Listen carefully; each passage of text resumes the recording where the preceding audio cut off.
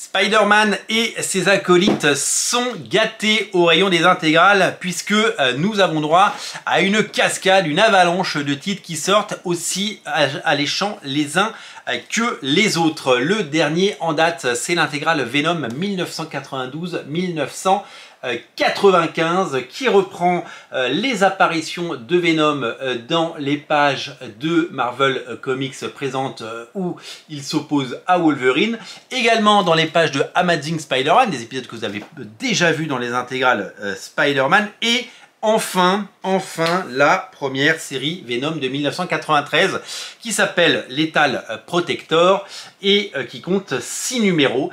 Donc c'est en 1993 que cette première mini-série est sortie et je m'en souviens bien pour de multiples raisons. La première, c'est que nous avons découvert ces séries en version intégrale. Je ne sais pas si vous vous souvenez, chez CMYK en 1993, nous avions des versions intégrales.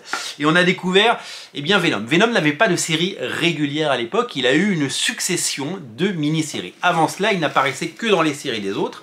Et à partir de 1993, il est arrivé dans ses propres séries avec cette couverture iconique et légendaire, absolument magnifique, par Mark Bagley, et donc un épisode dessiné par Mark Bagley. Cette case, cette splash page, elle doit forcément vous dire quelque chose et elle va forcément réveiller des souvenirs. Pour la première fois, il avait droit à sa propre série. Pour la première fois, Venom était le héros solo d'une série courte, d'une série en 6 numéros. C'était pas encore une série régulière. Et je me souviens, donc elle s'appelait Lethal Protector, c'est-à-dire mortelle protection. Nous avions le protecteur mortel, comme vous voulez, c'est une façon de traduire comme vous voulez. Évidemment, Mark Bagley qui a accompagné l'histoire de Venom et de Spider-Man tout au long de ces 4 dernières décennies, était le dessinateur parfait pour cette série, le choix numéro 1 pour faire cette mini-série. D'autres suivront, énormément de séries mini-séries vont suivre, jusqu'à évidemment la popularité incroyable du personnage qui fera qu'il va succéder les séries et pour nous arriver jusqu'aux séries récentes, puisque l'histoire de Venom s'écrit au quotidien. Donc c'est Mark Bagley qui dessine ces épisodes, mais vous allez également découvrir des épisodes magnifiques signés par un dessinateur que j'adore, puisque c'est Sam Kiss qui fait donc la série Wolverine et Venom dans les pages de Marvel Comics présentes. Donc ça, c'était vraiment magnifique. Je ne sais pas si ça a été édité à l'époque.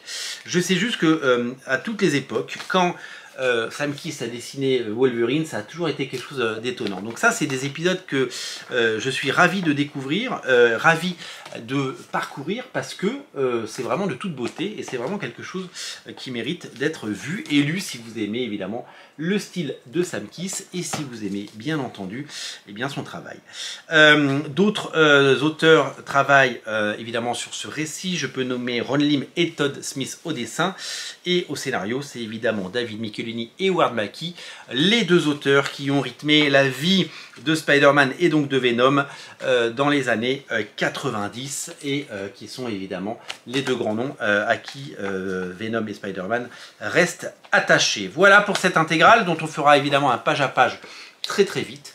C'est disponible chez tous vos libraires et ne boudez pas votre plaisir. C'est à découvrir d'urgence. Ça s'appelle Venom 1992-1993 et on en reparle très vite à l'occasion d'un page à page que je vous prépare pour les prochains jours ou les prochaines semaines. Merci d'être aussi nombreux à regarder Radio Comics. Merci pour votre fidélité et n'oubliez pas de vous abonner. Salut!